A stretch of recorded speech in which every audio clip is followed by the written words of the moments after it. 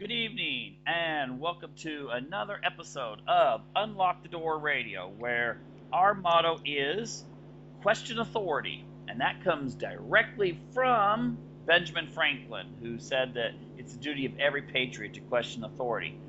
And so that means we need to analyze what's being said out there. We can't just take what the mainstream media says for granted and think, oh, they must be the experts. They know what they're talking about. And I think a big issue now that we really need to be questioning is what's going on in regards to Russia. And, in my lifetime, I've never seen a time when there's been more antagonism focused on Russia and more talk from both sides and studies that come out saying, oh, well, this is when we would use nuclear weapons or something like that. To me, this sounds crazy. But yet, if you listen to the mainstream media, it's all Russia's fault. America's always wearing the white hat. We always seem to be right. In Libya, in Syria, and now in Iraq, and now in Russia. And, well, I want to give a different perspective than you may be seeing on your nightly news shows that basically seem to be spewing the party line from the U.S. State Department. And so tonight, we are honored to have a guest. His name's Henry Putin. He is, he's a student. He's finishing up his master's degree. He's fluent in Russian, Swedish, English, Finnish, and some Spanish. And, well, I'm going to let him tell a little bit about himself, especially his education in Moscow. So, Henry, welcome to the show. Thank you for the introduction, Michael, and thank you for letting me to be on your show. So in short, I'm 26 years old, born and raised in Stockholm. I've traveled quite a lot to different places during my lifetime. I've been to the US, I've traveled to most countries in Europe. I've been to Russia quite a lot during my whole lifetime as well, as I have relatives there. So, yes, what I can say, which is probably most relevant and interesting for this program and to those listening, is that, as Michael already mentioned, I spent almost a year at the Moscow State Institute of International Relations, which is the university in Russia where the diplomatic corps of the Russian government is formed. And it has been so for basically since the Soviet Union for most of its time. I think the institute was formed after the Second World War. I don't have all the figures, but it was something like this. And so what is interesting about this institute is that about 56 or 60, something like this, languages are being taught. So most students studying there, they enter the university at 17 years of age. Some are a bit older, but most enter at this age. And they learn to speak, they are designated to different languages. And so they get a very rudimental language education. So they learn from Mongolian, Swahili, Chinese, Spanish, many different languages. And they also get a very good education in most cases, since the professors there are former ambassadors to all countries around the world. There are professors who are very often quoted at the leading mass media programs in Russia as experts, and having the hands-on experience of meeting many of these people in person, I can say that the level of their education and the information that they give out to students is uncomparable to the level of what I've even experienced in Sweden, for example, and absolutely different kind of perspective on things than what I'm used to seeing, hearing, reading in Swedish mass media or the I do spend some time reading and watching also mass media, like, for example, the US-based and UK-based and Euronews, which is the European, you could say, news portal, pan-European news portal. So yeah, any questions you have, Michael? I think it's better if you moderate, and then I can answer and elaborate. Okay. Well, first question I want to bring up, and because I really like to examine the different ways media presents things. Now, first of all, I've been to Russia a few times. I've noticed that a lot of the more serious, the student is, the more likely they have some knowledge of English, which means now with the internet that many Russian young people are exposed to news, just as yourself, from all over the world. Now, while the Russians many of the young Russians may know English and Russian, obviously, very few people in the West know Russian. It's like, once in a while I stumble across videos in Russia on YouTube, and everything's in Russian. I mean, completely. So, if you look up, for instance, speeches from Vladimir Putin, there's many speeches that he gives, but everything's in Russian. Versus Obama, he gives a speech in English, someone could understand it. Now, what is your reaction, and maybe you can tell how some of the younger people feel when they listen to the mainstream media coming from U.S. sources, and they give a picture of what Russia's motivated by, what life is like in Russia, and stuff like that? I mean, do they think it's accurate, or what? Do they think, whoa, what are they describing? Well, point is that after myself analyzing a lot of the things that come from the mass media in the Western world, I can't really say whether it's because they are misinformed to a large extent, or that they are how to say, they are intently misinforming the public, because most of the things that are being said are not true. To a large extent, people outside of Russia don't at all understand the whole internal structure, what is happening there, what is the culture, what are the values for most people. See, the maybe first thing, and I think you can second that, Michael, that Russia in its whole is a much more collectivistic culture than the individualistic culture of the Western world. Okay. Have you noticed this when you have been traveling to Russia? Well, I noticed that when I have read about articles or when I've been in Russia, there is a sense of community that I think used to exist in the United States until around the 1950s. There was a sense that, I'll say this.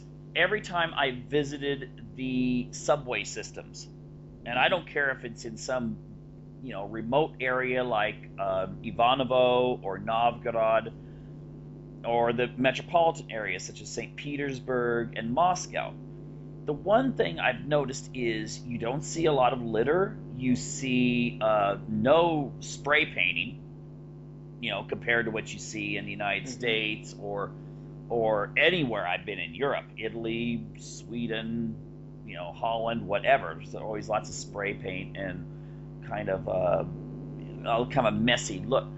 And my understanding is that Russians, talking to Russians, is that if they saw someone vandalizing something, they would actually see this as a vandalization against their community. So therefore, they're likely to go and say, hey, stop that, and stand up to it. Versus versus, I mean, my gosh, I've read horror stories about, people getting beat up or raped or whatever in Stockholm, in New York City, and there's people standing around just like, maybe filming it, but they're not going. They don't even do anything about it. So there's this kind of sense like, well, that's their problem. And I didn't see that in Russia. I didn't see this idea that just, I mean, when I was there, if you looked like you were like trying to find your way and you didn't know your way, people would actually come up and say, "Oh, can I help you?" So it seems to have more of a, and going to church services in Russia, it seemed to be more of a connection all the people had, a reverence and also a unity that you don't really. Okay, I guess you might see it. You've been to Utah. Yeah. You kind of see that in like Utah or something. Absolutely. But you don't see it outside usually. If people are kind of individualistic, they drive to their big mega church or something in America, they go in, do their thing, maybe see a couple people, then they leave. There's no sense of, oh, I belong to this, and it's a defining thing in my life. So I think that's one thing. Maybe you could describe how maybe Russians would have reacted, for instance, when that group Pussy Riot did their performance, so to speak, in I can't remember the name. I've been there, but I can't remember the name of the big church they rebuilt after Stalin tore it down. It's the, I don't know what's the name in English, but it's the you can say it in Russian. Храм Христа Спасителя. So it's the Temple of Christ the Savior.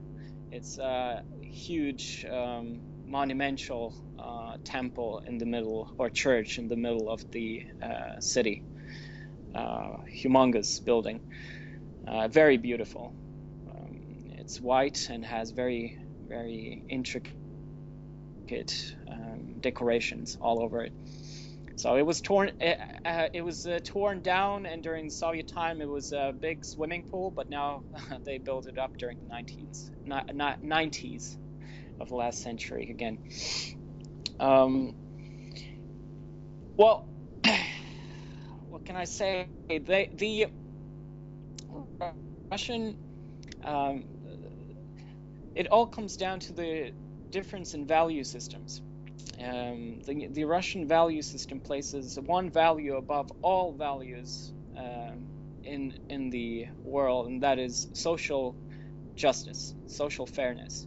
It has nothing to do with the ideological, the classical ideas of specifically socialism or liberalism. It's just this value is number one, and then depending on circumstance, whatever means necessary, that is what should be achieved. That is the value that is supported by the absolute majority of the population.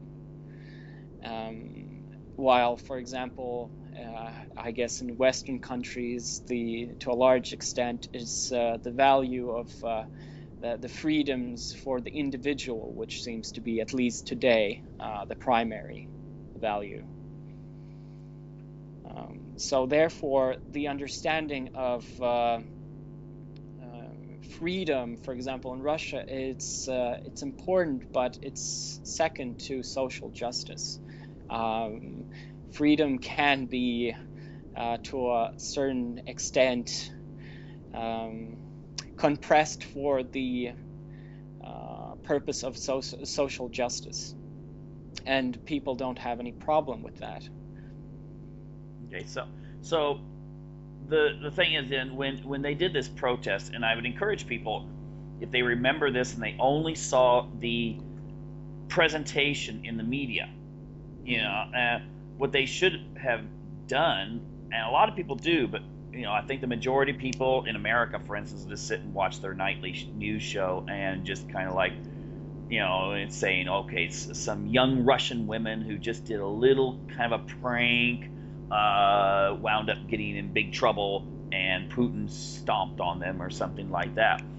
When in reality, what was the actual situation? Well, basically, this punk band, they ran into this church and performed quite obscene kind of show. They wanted to get going in the middle or at the altar of the church. I mean, if they want to do it outside on the street, well, it's a case of basically, does the law allow for it? I have no idea in what forms.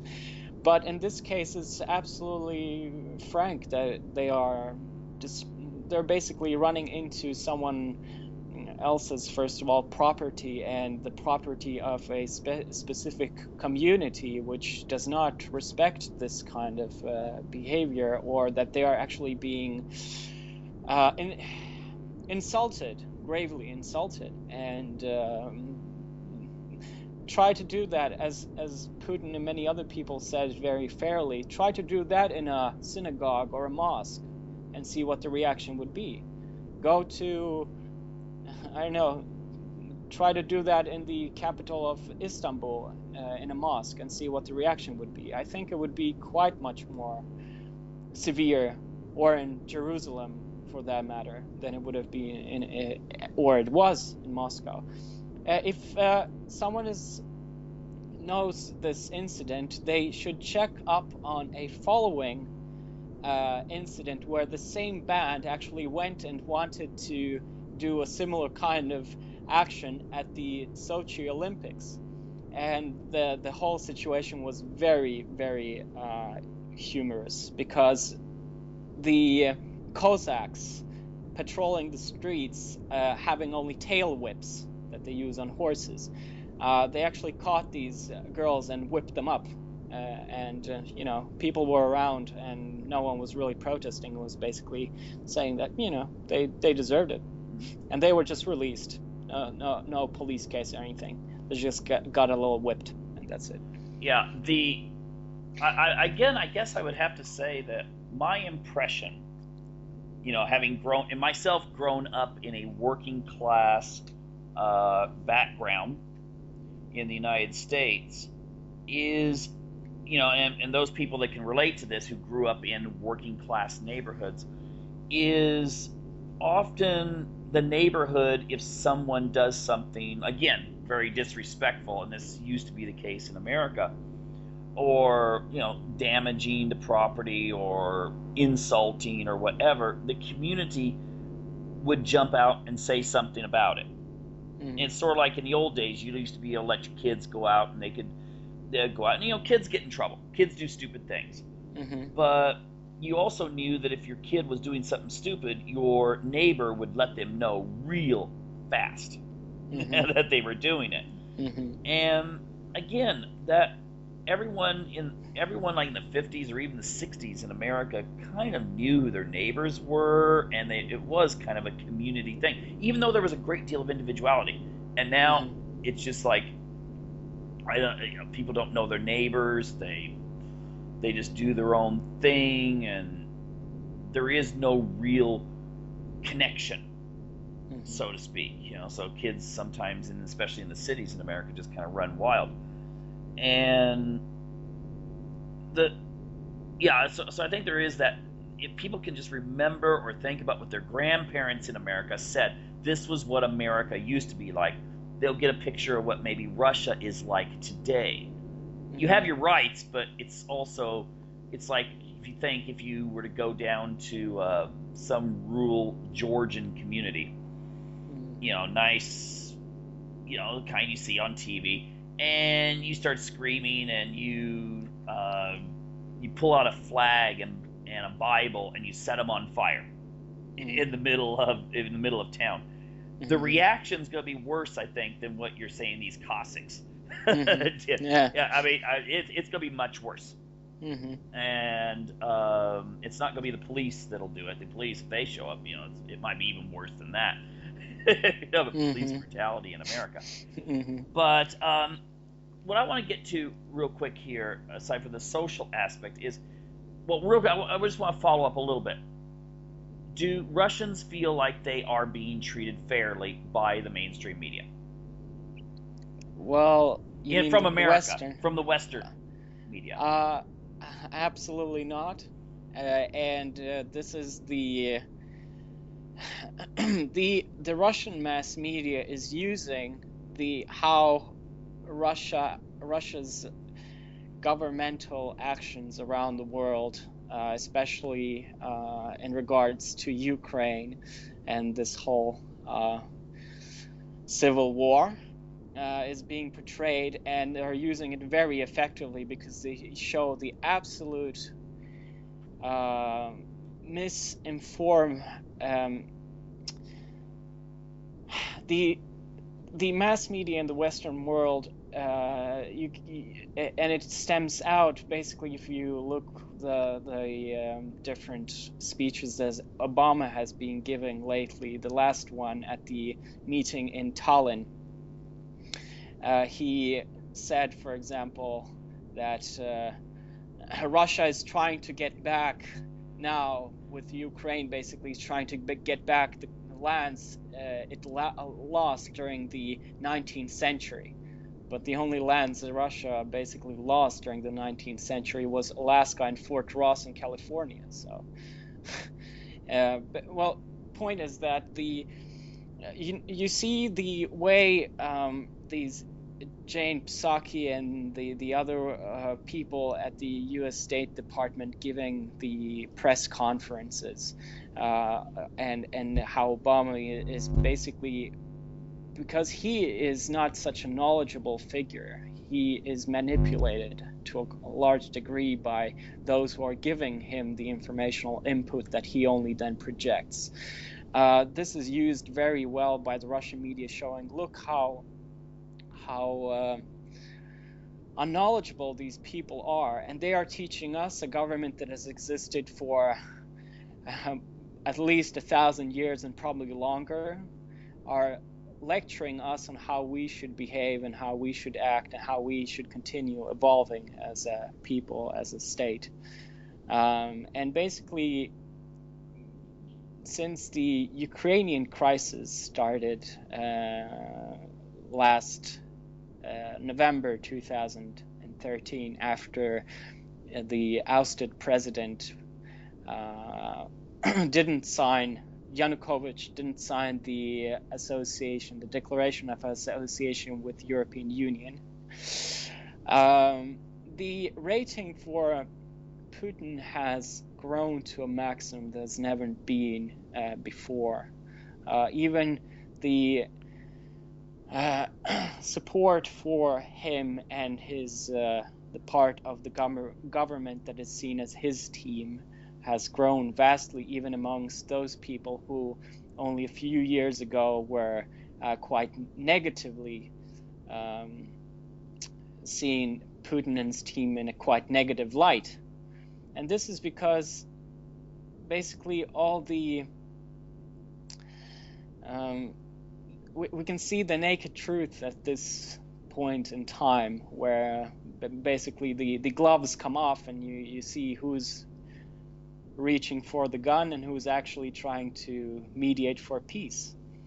Well, I noticed it was kind of ironic that the European Union was calling for, when Yanukovych was, I wouldn't say it was a very major suppression. I mean, I saw a lot more violence against Occupy Wall Street protesters than what he was using to try to keep the protesters away from the Capitol buildings. And the thing, even when one time there was a group that stole a bulldozer or something and tried to break through police lines, I guarantee if that happened in America, I mean, with the militarization of the police, I mean, they would have been probably hit with rocket launchers from the police forces. Absolutely. I mean, you know, the local police forces in the United States have Apache helicopters. I mean, jeez, what hell? Why do you need an Apache helicopter and a tank if you're, you know, little small town or something like you might see in The Walking Dead or something, unless you do have zombies, I guess. But you know, there was European leaders, primarily, you know, some from Scandinavia, who were like, we need more sanctions, we need more sanctions. And then when his government was ousted, these same leaders came out and said, well, if there's people taking over buildings and causing trouble, they have to be put down. And you're like, what? And like 1 month, that kind of change. And there's been like several thousand civilians killed in air raids and, gunfire and stuff like that from the Ukrainian government. So the official statistics information from the security, which can be found on the national security of Ukraine's website, is that during this now past few months of the civil war, the Ukrainian army has basically lost 45,000 people in the army. The those aren't casualties though. Those are desertions too, isn't it? Well, the figures are pretty much like this: 33,000 killed. Whoa. About 8,000 missing, about 2,000 prisoners of war, and the rest are deserters. Okay, so that's official. That's official Ukrainian statistics. Yes, that's the official for the Ukrainian army, or in quotes, Ukrainian army. And then not taking into account the civilian casualties that, officially it's a few thousand people, it's probably more. And then from the,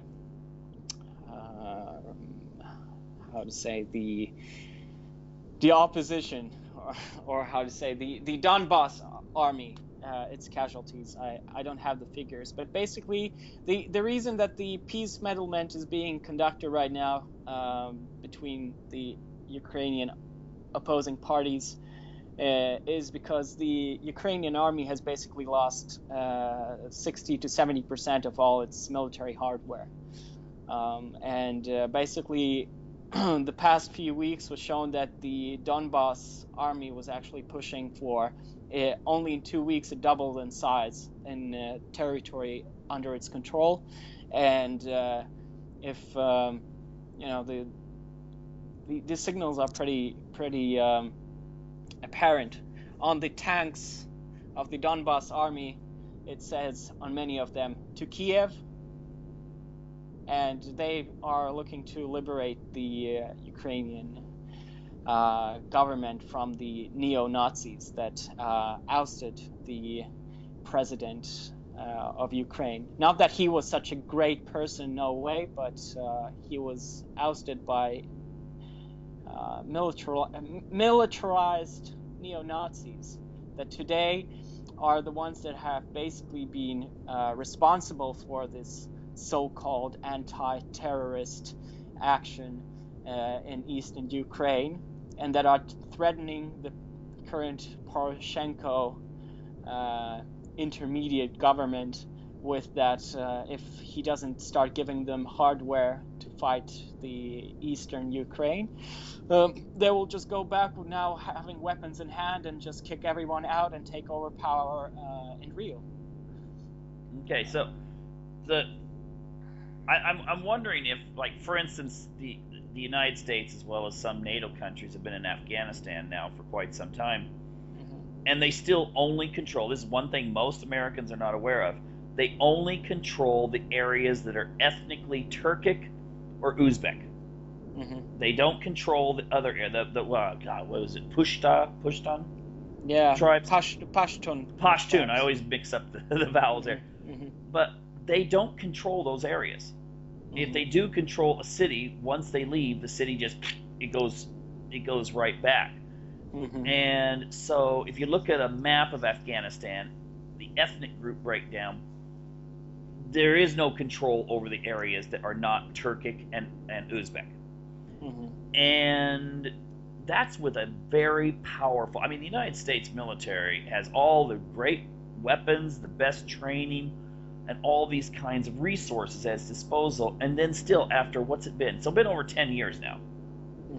And they can't subdue the area.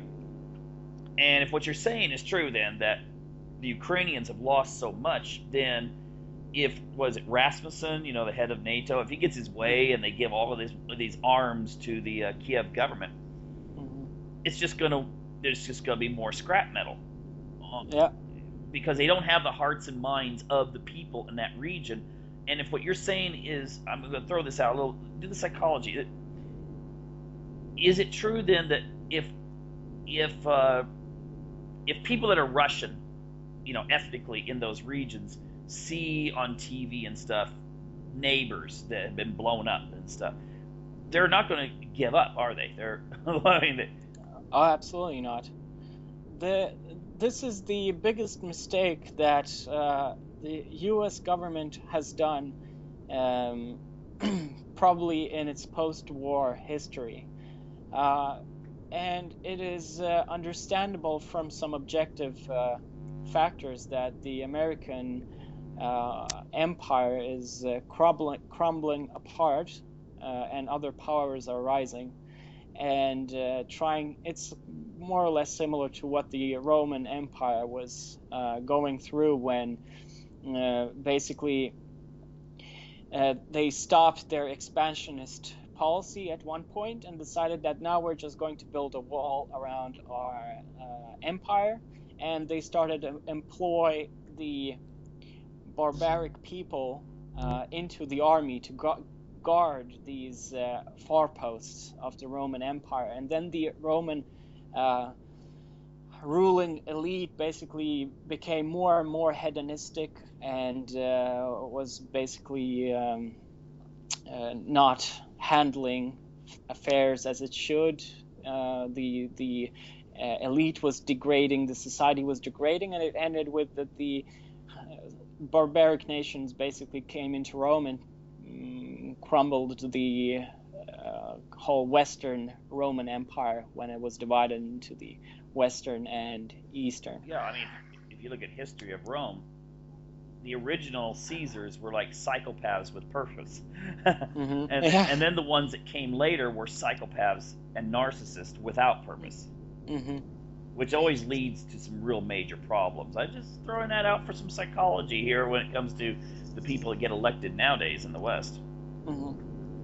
So here's one very important point that you actually touched upon to bring up, is that the deciding factor in any conflict is the spirit of the people involved in it. It doesn't matter how much equipment, how much technological progress you have. If you don't have the spiritual side very strong, then it's not going to matter. Since you look at the American and its allies having all these, especially US, having all these military bases around the world and being so powerful and spending 45% of the world military expenditure is actually on the United States. So, but still, the people, even in these different regions, even though they are not seen from the expenditure point, not in, they are much weaker in that sense. But still, I mean, U.S. lost in the Vietnam. U.S. lost in any conflict which is not decided on just going in and bombing everything to pieces. In cases where there is actually direct confrontation, where you actually have to fight, the soldiers of the American army can't handle that because they don't see really the point. What is the ideology? What is the righteousness of this cause?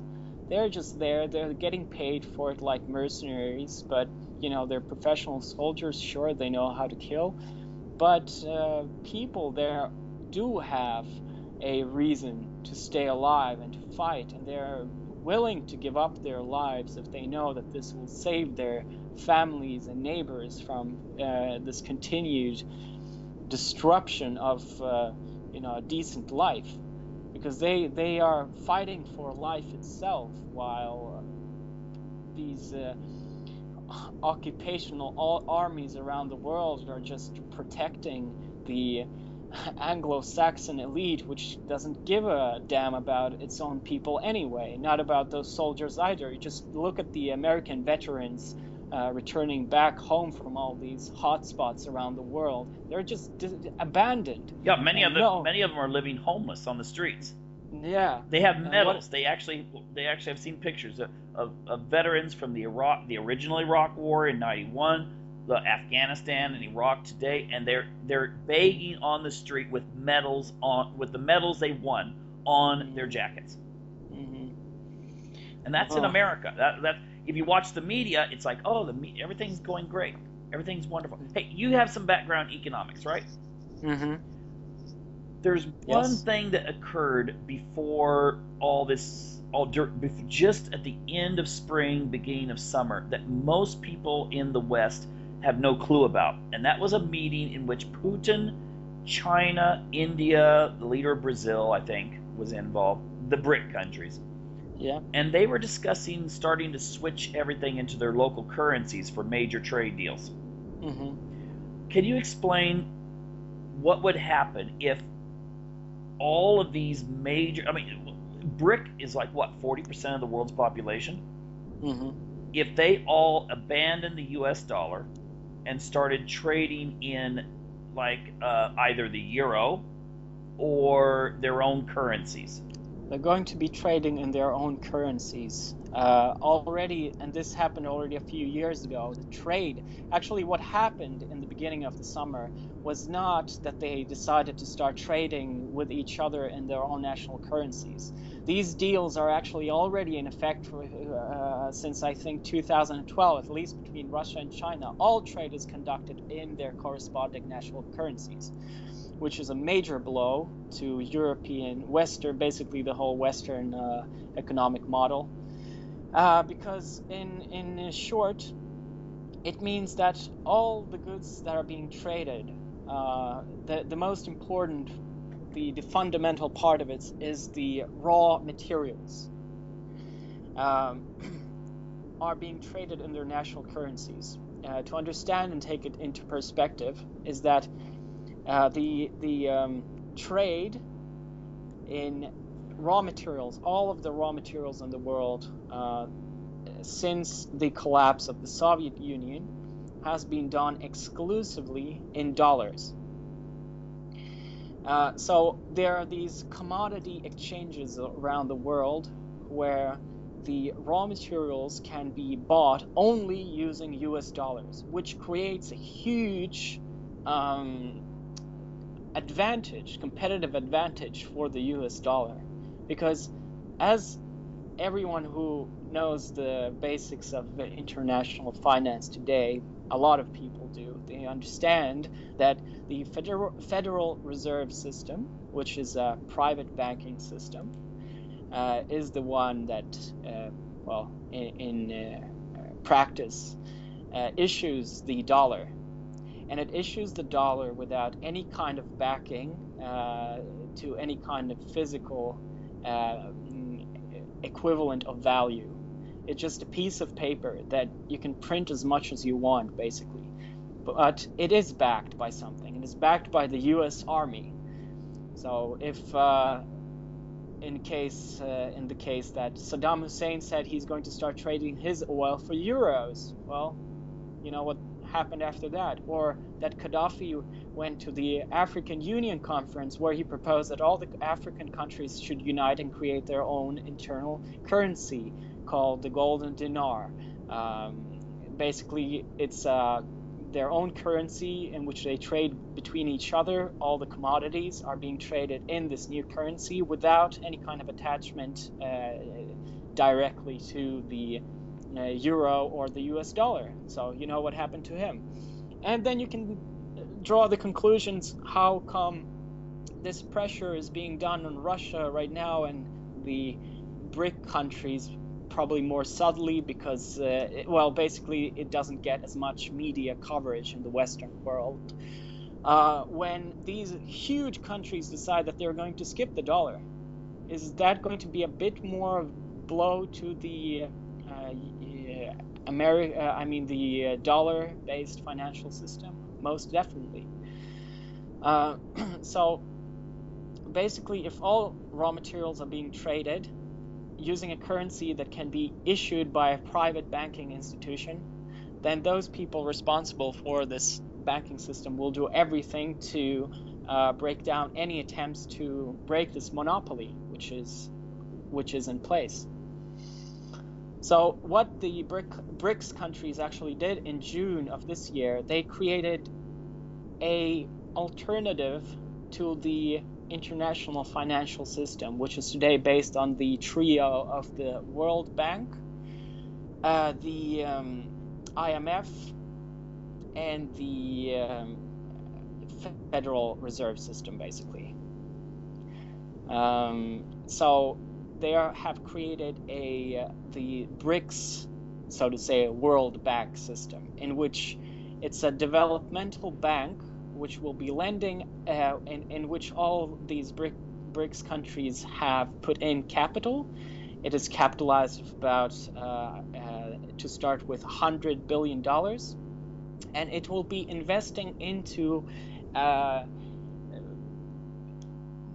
first and foremost infrastructure projects that are to the benefit of this conglomerate of BRIC countries, which will eventually grow into investing in the same manner as the IMF World Bank system into even other countries. Those countries that are today getting the cabal conditions when they take the loan from IMF. Basically, they have to sell out everything in the country in order to just pay off the interests. The BRIC developmental bank has the philosophy of actually helping countries to thrive and making business that benefits everyone. So, okay, so this is related to this. Now we're talking about the idea that these, the commodities, the raw materials.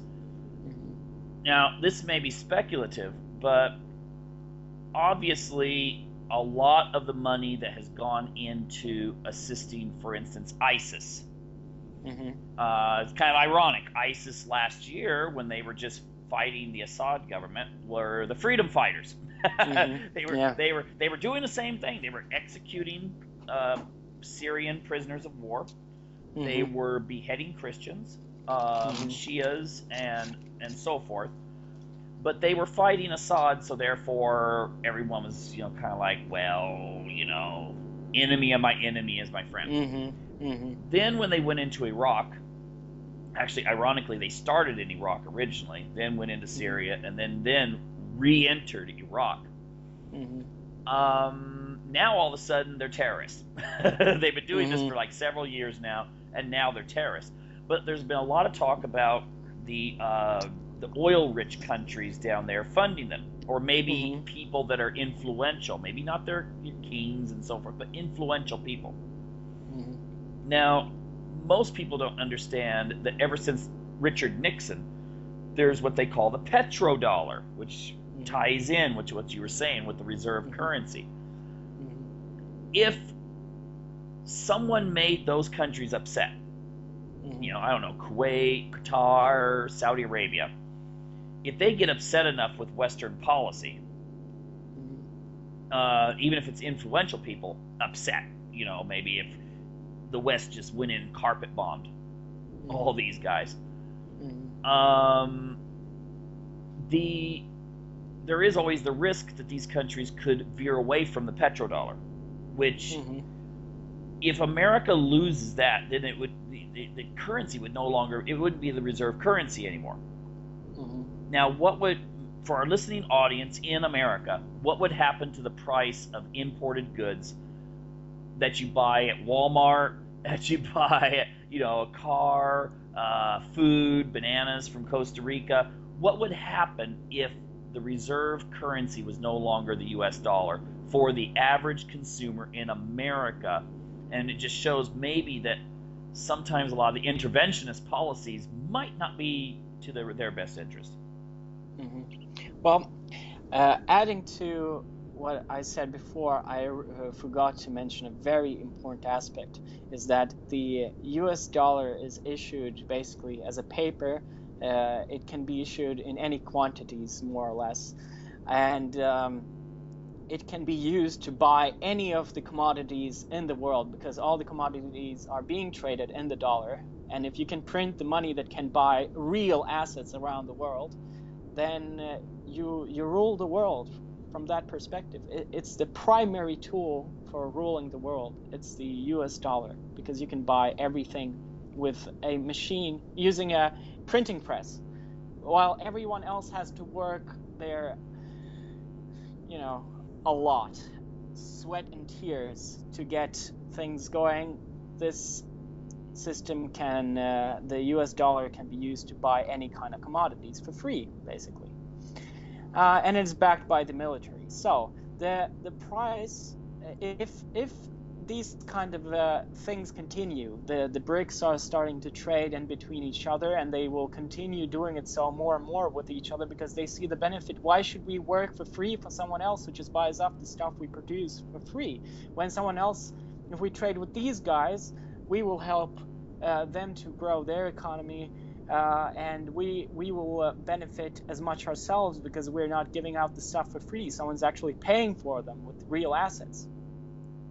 So what would happen is that basically all export and free, trade flowing into US would start ceasing bit by bit, and that would of course lead to that prices on everything going into the United States would just fly up. It would basically mean the crash of the American standard of living, because US doesn't have isn't autonomous in the producing sector of the economy. Yes, and in fact, my dad was in the Depression, the Great Depression, and he's told me stories about what it was like. But the thing was that most people in those days lived kind of either rural, or they still had extended families where, if they lost their job and lost their home, they could go live with Uncle so-and-so or Grandpa or something like that, and raise chickens and have enough to eat. Yeah. The problem today is... like in Russia today, just to add. Hey, everything crashes. The Russians are just like, okay, this is the way it was 15 years ago. Exactly. So. Same with China. Everything's brand spanking new in Beijing and Shanghai, because they didn't have anything 15 years ago. Every one of those buildings are brand new. They look like some Star Wars. So anyway, what's interesting is that during the Great Depression, America was still an industrial superpower. It had all of its steel plants. It had all of its coal. It had all of its everything, rail system that could just, when the economy picked up, they just fired the engines again, and everything was good. In fact, it helped them in World War II. But today, most of those things have been shut down. Most of those factories are gone. If the economy collapses, America is in worse shape. At least that's the way I see it. America's in worse shape than many in-between countries. I mean, you'll be seeing Americans running across the border to get to Mexico to get jobs. I mean, because there is no infrastructure in the infrastructure in the United States crumbling. Go look at a bridge sometime, see what kind of shape it's in. Versus if you go to China, well, they just built it last year. I mean, it's going to be a real tragedy, and it's not the people's fault. I mean, those guys you see, those soldiers, those don't come from the rich class. Okay, they're like middle-income people that many of them, they're patriotic, but they also in America, you go to school and you come out with $100,000 debt, and you can't get a job except at a Burger King or a McDonald's or something like that. So, yeah, that's what I was just saying. I mean, you can see why maybe the powers that be are like, okay, we got to keep gaining more and more and more, or else it starts retracting. Just a question here, which is very to the point. Have you read the book All the King's Men? I read excerpts a long time ago. So the main character's name is Willie Stark, and his alter ego. What was his name? He was the main competitor of Roosevelt for presidency. Was it Huey Long? Yes, Huey Long, exactly.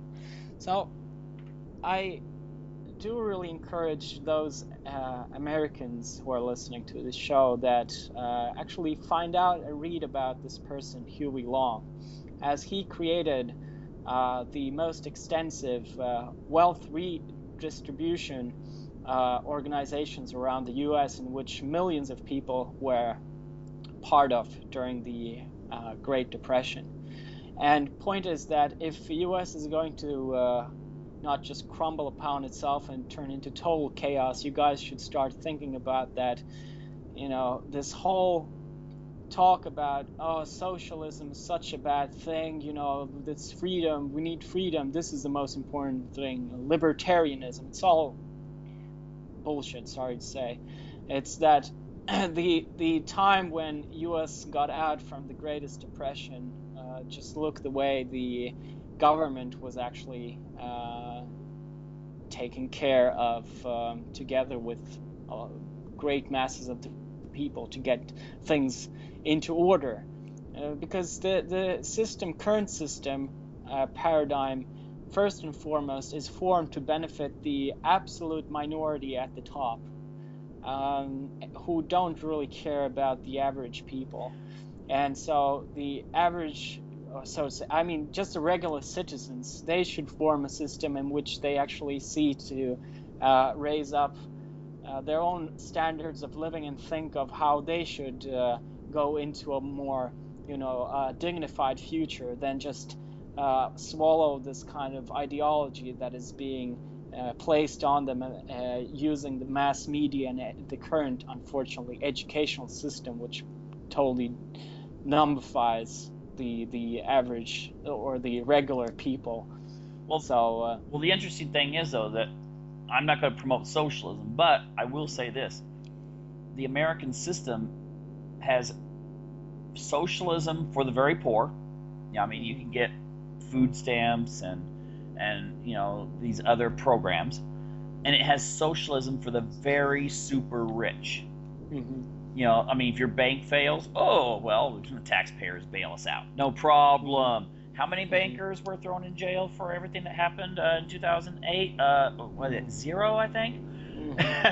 And then we have predatory capitalism for the middle class, which the middle class, I would say the middle class is the poor are not the enemy of the middle class. They are in fact, many of the middle class are becoming poor. They are, as people moving from the suburbs, when they lose their house and suddenly they're in a subsidized housing in a low income area. That is the truth in America. I mean, you watch the nightly news or something like that that gets pumped over into Europe, and these news programs and stuff. You get this idea that Americans are doing okay, there's a recovery, and it's not true. It's not true. But yeah, there's going to have to be some sort of getting back to. My personal opinion is people should start going. I mean, this may sound small, but instead of shopping at the big mega stores, and they have a huge influence with the government. They are the oligarchs. I mean, the media talks about Russian oligarchs. America's got plenty of oligarchs, and they all go to the same meetings. They're on each other's board of directors. There's less. What is it? I read that America's one of the. It's behind Mexico. There's more wealth concentrated in like 0.1% of the population than almost the rest of the population combined. So it is actually worse than Mexico when it comes to wealth distribution. But I would say that, yeah, you're right. There has to be this kind of sense that the Huey Longs, they didn't call themselves socialists. They called themselves populists. But they felt like, hey, if there's stuff to be done, we got to do it. Instead of just kind of sitting back and going, well, I guess we need to invest another several $billion into some new gadget to monitor what people around the world are talking about and sending on their text messages. Well, just from the point of view of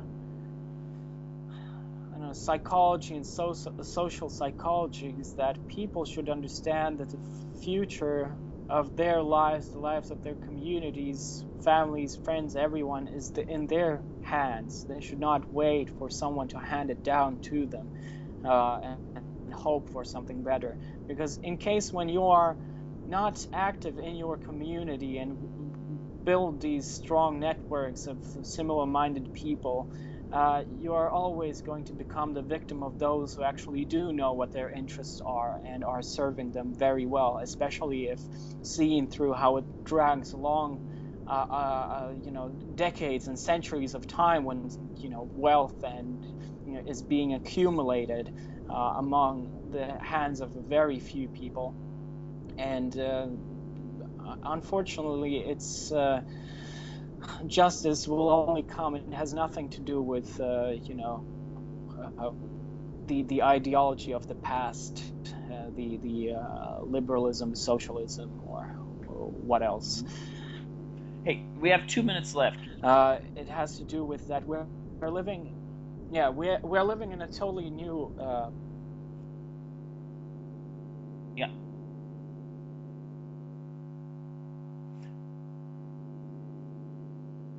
Okay, are you still there? Yeah, okay. Big problems ahead. Still having some problems with that Skype there, but I was going to ask you in this last minute and a half we have, where could people go to maybe get a better perspective of what's going on in Ukraine, and somewhere it might be in English for them, that you feel that maybe this will give the Russian point of view more so than the nightly programs in America?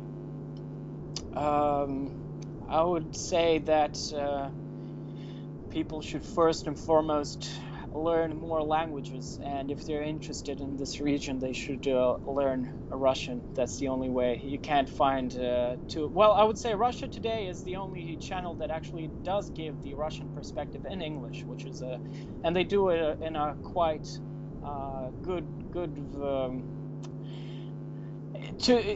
as objective as it's possible to do. I think it's high quality journalism. Of course, they all have their own perspective on things, but if you want to have the Russian perspective, Russia Today is the place to get it. Well, that sounds good. I hate to rush you. We just got a few seconds left. Thank you very much. It's been very informative. I'm going to have you back here in the future. Sure. Okay. Thank you for being here, Mike. Okay, and I'll do the do svidaniya. До свидания. Okay, and to my listening audience, thank you for tuning in, and hope you come back next week. Catch you later. Bye now.